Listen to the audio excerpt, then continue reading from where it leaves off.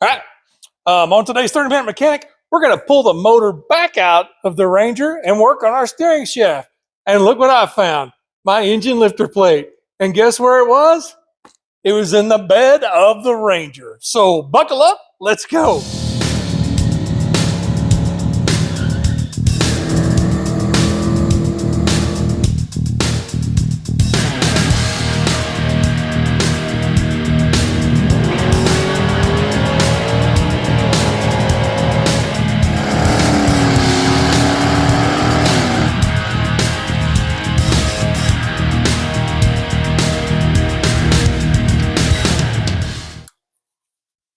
All right, as you can see, we got our Ranger back, excuse me, our Ranger back on jack stands. And we're going to grab the motor and transmission, pull it right back out. Maybe.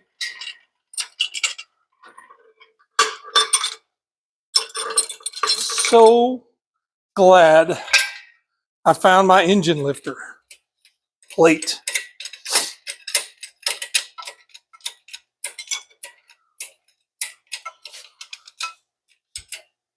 The chain worked okay, but it was maybe a little nervous.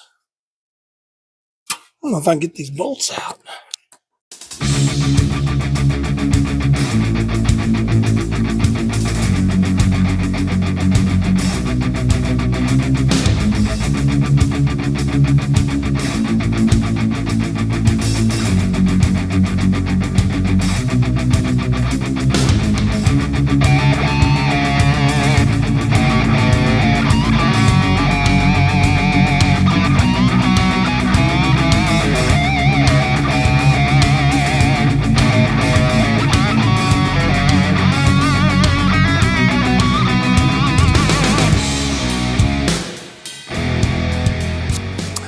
All right, just when I think I'm high enough to clear that thing, I hang it.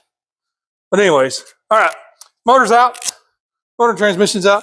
Now we're gonna get in there and look at our steering shaft. All right, we've got the super bright Harbor Freight light down there.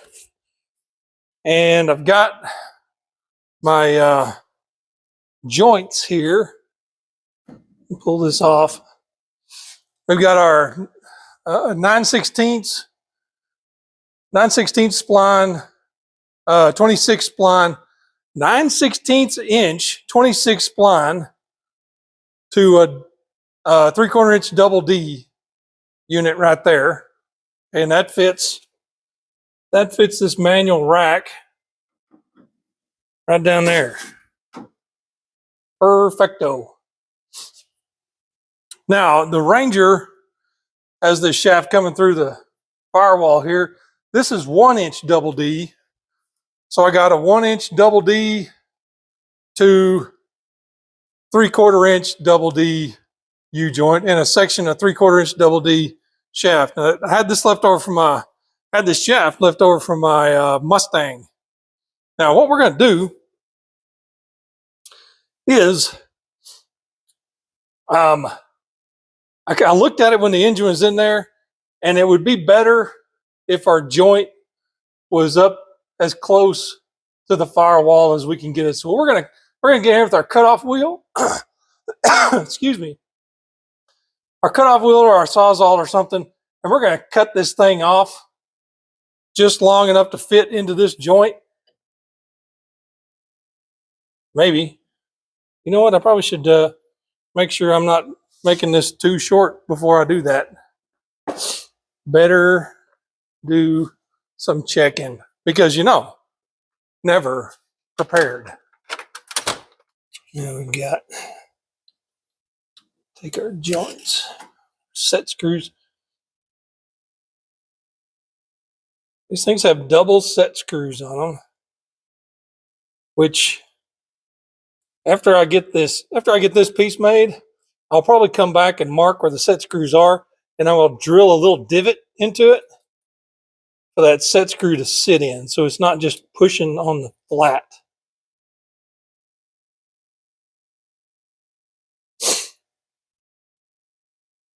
You want it to have a little bit of something to grab there.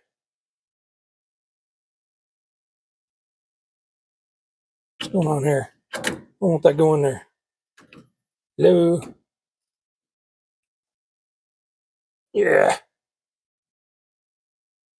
Come here.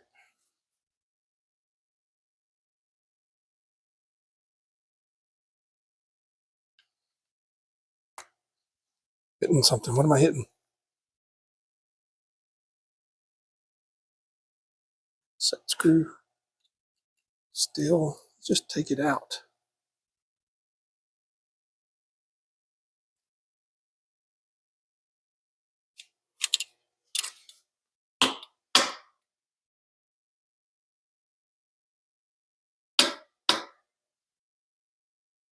Oops, too far. Tapped it in to, well, crud. Okay, yeah, there we go.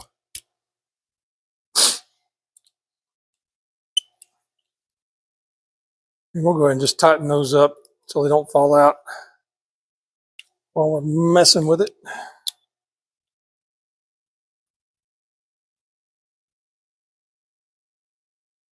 And when you tighten them down, look how far they stick out. So that's why, one of the reasons why I drill a divot in there. They don't need to stick out that far. Okay, that's the spline end. And there's a flat on the shaft. Okay, so we don't have a whole lot to where is my Sharpie? I don't know where my Sharpie is. Okay. Now, I can cut some off. Can't cut a whole lot off because I'll run out of shaft here. That one's at the right depth, that one's at the right depth. We want to cut it off right about here. I mean, I could order another shaft, but I have that one. So we're going to cut that's about 1 1/8 inches or 1 1/4 off. And then we'll slide it up. It'll seat up there a little farther. It gets it a little bit farther from that number 8 exhaust port back there. The cylinders are offset. Let's see which way. The exhaust ports are offset to the front. Yeah, offset to the front. So the exhaust port comes out up here somewhere. All right, let's see if we can get in there and do some trimming. Pull that out. What do you think?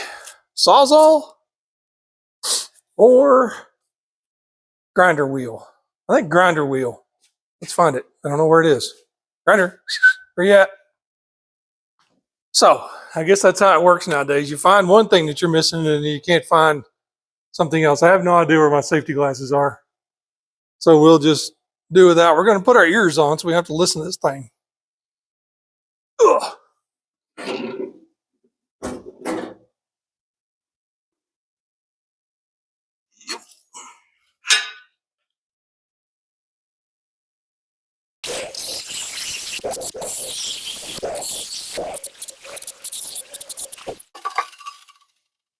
Hooray! Okay. Let me find my shaft here. See if we can see how this all kind of fits now.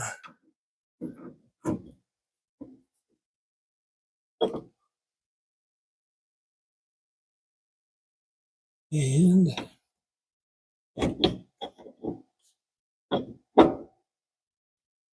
might have to loosen one of these. Is that the one that slides in easy? There we go.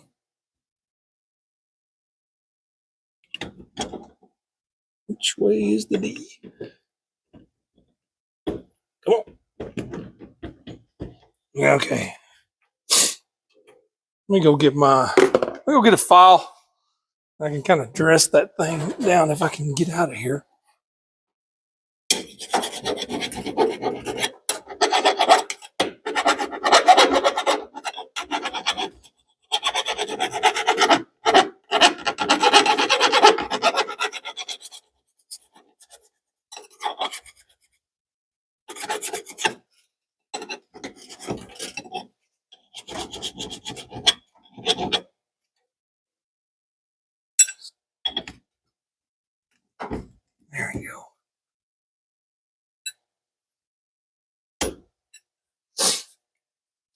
that thing to fit on there. Let me get back in there.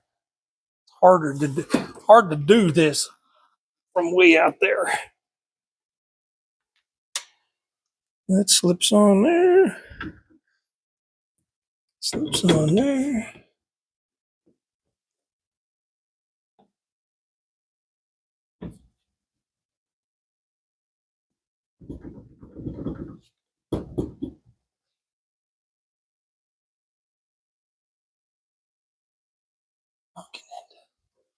Can't do nothing important.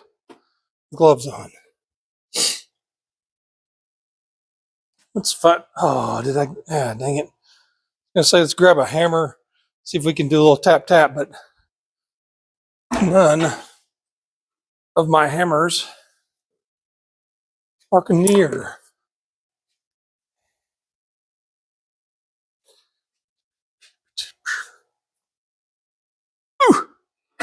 Go back in.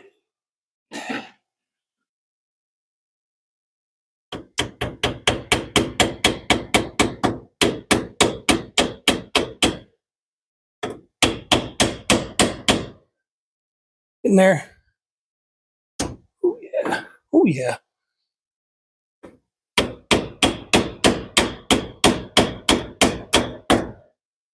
Perfect. And that one will be perfect as well. Okay.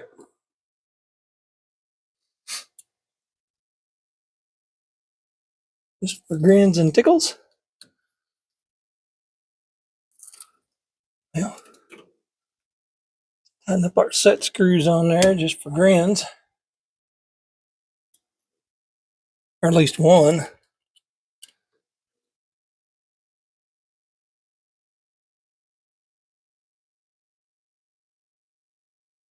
On each deal.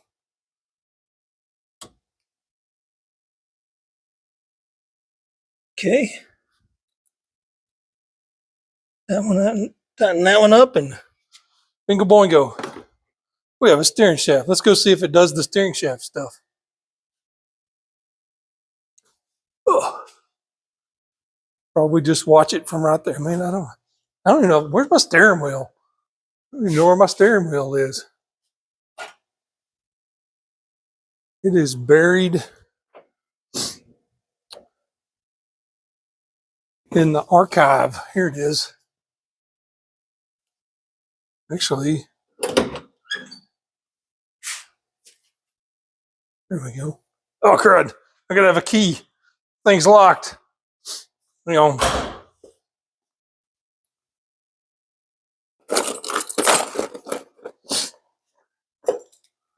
Fun, strange fact. This ignition cylinder uses the exact same key that fits my dually. All right. Whee! It seemed like it had a lot of, oh, there's a lot of wiggle. I don't have the tie rods set up. Look at that.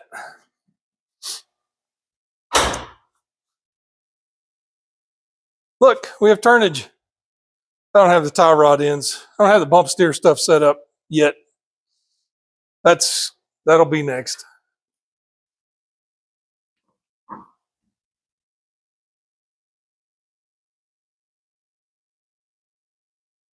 Yeah, my steering wheel is just slipping in here because it's not tight.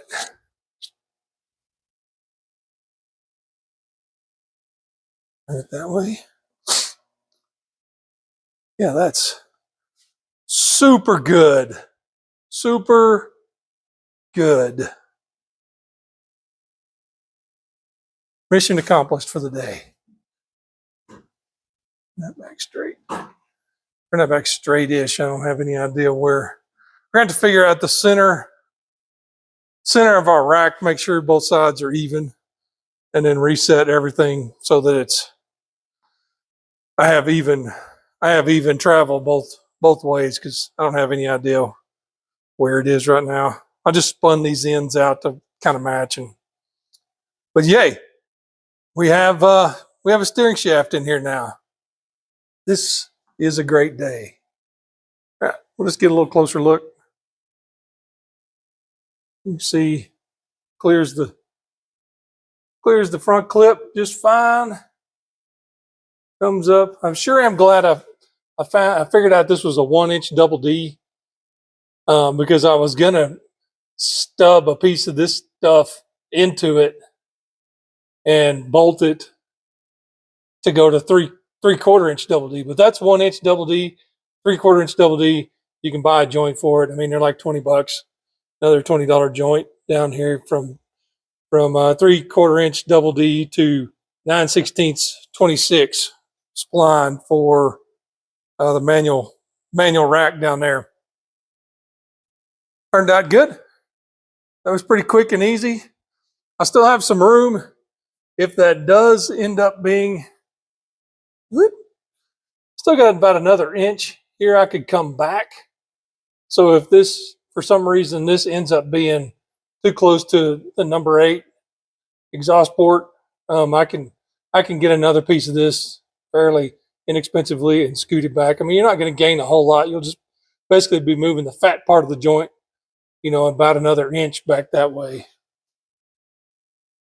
Now, that broaches the subject of headers. James, what are you going to do for headers on this thing? Well, I'm not 100% sure yet, but so far the plan has been to put my 2 GT45 turbos in this pickup. And you may have seen the plastic mock-up. Here it is right here. Whoop. This is my plastic mock-up GT45.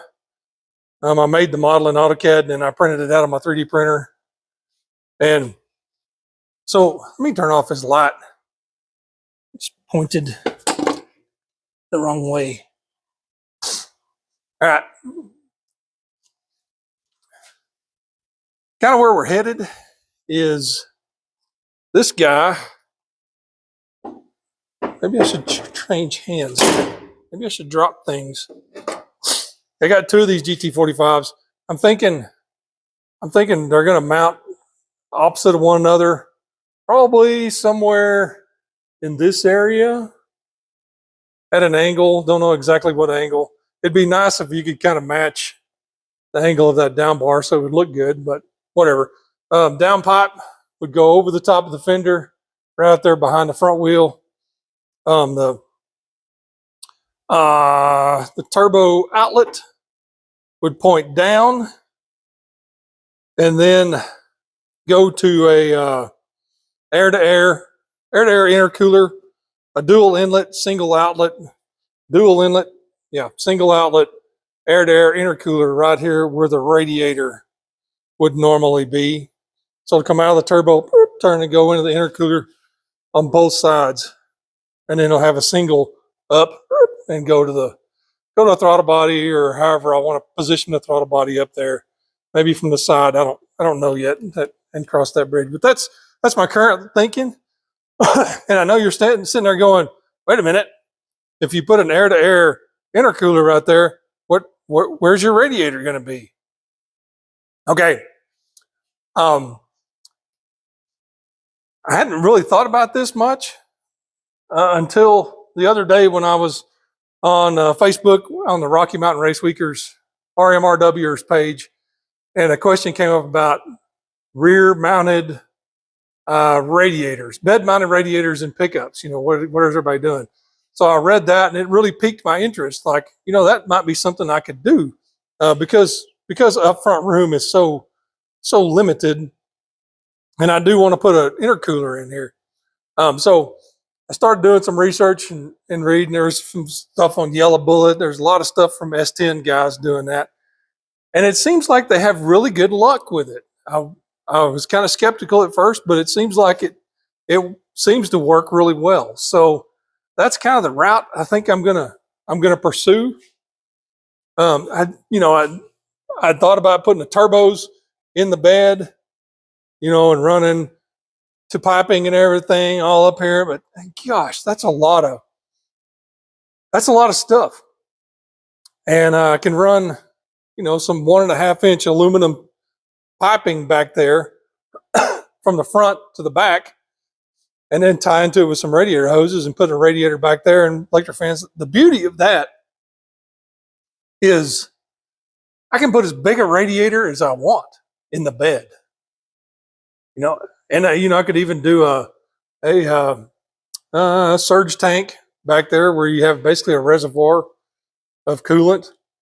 So you have a lot of coolant and a lot of cooling capacity. So I think that may be the way I go with this. It's really looking better. It's really starting to spin the wheels in my head. Our core support will still be removable, where I could take it loose from the turbos and take the core support out if I need to pull the motor out. But that would put an air-to-air right there in the front, where it catches all the air, nothing to impede it, and I won't have to have an electric fan on the backside for anything. So I'll be able to run just a regular electric water pump on the front of the motor, and have your basic normal front dress. The piping would just go to the back to the radiator and then come back to the front. So it seems like that is the route I really think I'm going to pursue with this. But